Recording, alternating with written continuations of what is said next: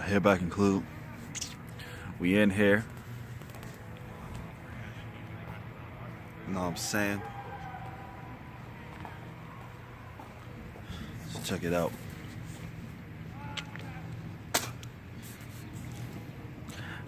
This one's for you. What's up? What's up? So, because I know she's watching. Hey, what's going on? How are you? I hope you're enjoying your trip. And I hope all goes well. And that you're safe. You sleep well. And that you dream of me, right? But everything's good here. Just auditioned for, well, a few hours ago I auditioned for this thing called MGN, which is like this, for you guys who don't know, which basically at my school is like this huge concert in which we perform songs from our generations. And I got another audition coming up at like freaking 12, man. It's been a busy day. Had a group project and all that. So yeah, that's it. Made this because I know that you're watching, first and foremost. So, hi.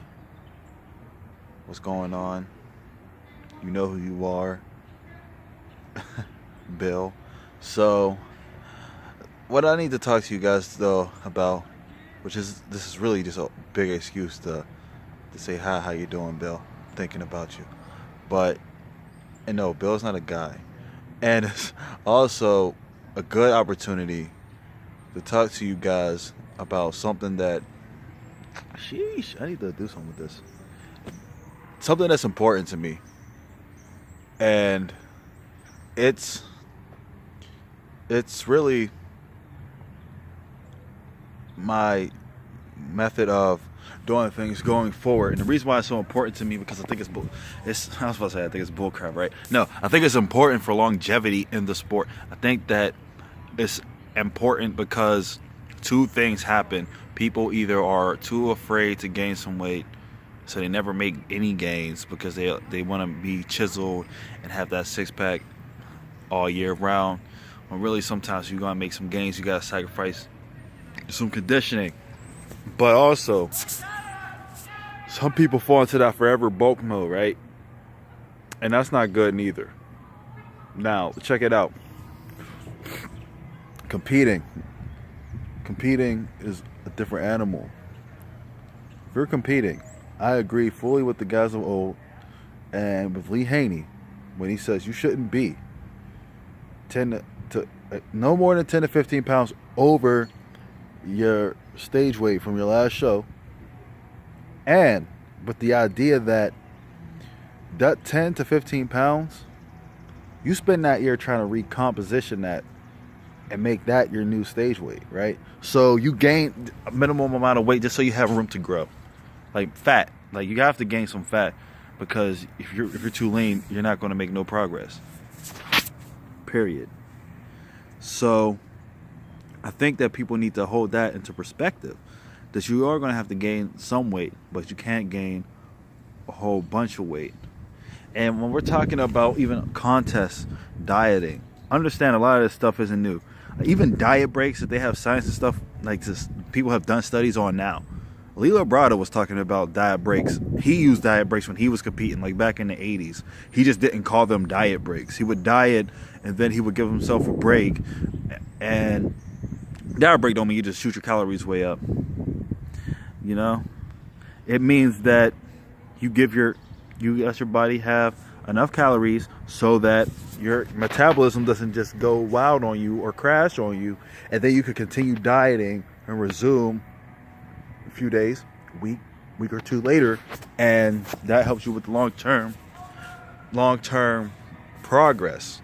So me going forward, what I'm going to do, and I wish I had this idea, I wish I had come across these writings, these things, these interviews with Lee Haney and paid attention to them when I was younger, like 4 or 5 years ago, because this is exactly what I would have done, because I like this idea. It actually is what excites me. It is something that I always thought was an interesting idea but never acted on it, which is, say you compete at, I don't know, 198 pounds. You gain weight go up 208, 213 pounds. You spend that next year training, trying to, running your cycles or whatever you're doing to make that your new stage weight, right? So you're trying to add and close the gap on quality size, quality muscle tissue, and fat, right? So basically, when you get to that show, that 208, that 213, that's clean. That's not, oh, I gained 10 pounds after the show. Now, this is the show right here. Now, realistically, you might step on the stage at like 205, but the whole thing is you work that year diligently to clean that weight up. That sets the goal for the next year. And you continuously progress that way. And you take your time year after year. The reason why this is so important is because people do all sorts of wild stuff trying to rush the process. But it's a marathon. It is not a sprint.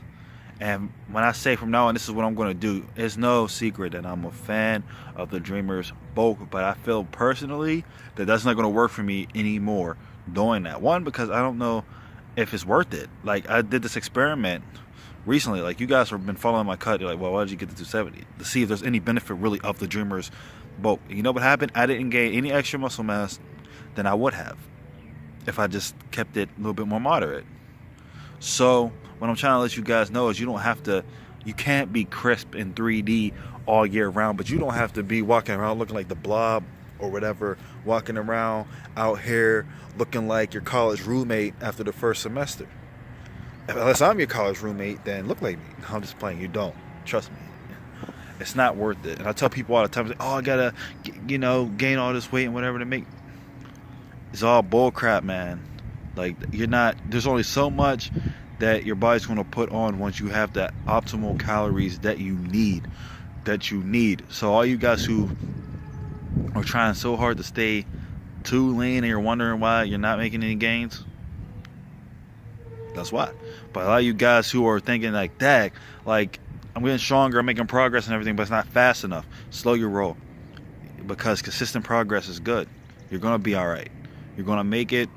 You're going to look back years from now, maybe even a year from now. That's why you should be taking progress pictures, and you're going to see yourself change. Like, there's been many times I thought, dude, nothing has changed about me.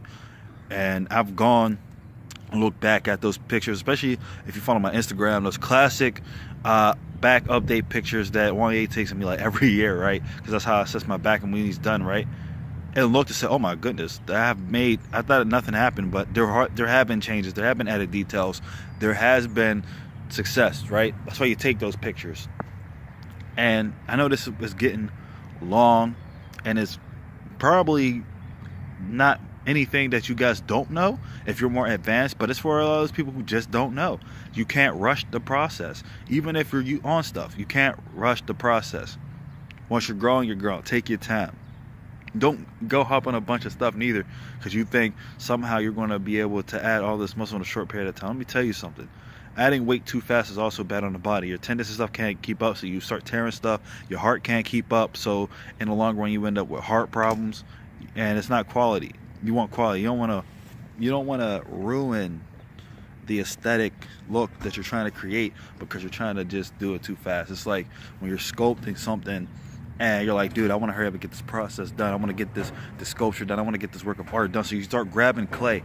You start just grabbing it and just throwing it on there, just slapping it on there rapidly, and you're trying to smooth it out at the end and make it look like something, versus if you would have just took your time, took those extra hours that it took, those extra days, made sure everything went to where it was supposed to go, used the right and proper amounts, it would have looked beautiful. But instead you end up with a mess. And so now you fire it in the kiln or whatever, you paint it, and it looks like crap. It looks like your little brother made it in the first grade. The little brother that doesn't have any artistic talent. That's what you get when you do that. But when you take your time, you get something beautiful. And that's what we look at. When you see these guys, you didn't see Lila Brother jumping up. He jumped up 5 pounds in 1 year, and that was fantastic. It wasn't 10 pounds stage weight. It wasn't 15. It was 5. And it was beautiful. And it made a visual impact. You didn't see these guys jumping up that much weight year by year. Now, maybe if you have something where somebody just lost a bunch of muscle in an accident, yeah. But you didn't initially see that. They did what they did. They took their time to progress. And when it was all said and done, that's what you had. It's a marathon. It's not a sprint. So take your time. But at the same time, don't be so stuck up on holding on to some non-natural level of body fat because you want to look like an Instagram model, even though they don't look like that most of the time. You need to put it into perspective. I know this wasn't a training video or nothing. I know that I told you training videos are coming. They are coming, and take this for real, because this is going to save a lot of you guys, especially you endomorphic types, so you guys who can put on weight easily. This is going to save you guys so much hassle. Don't mess around and get fat.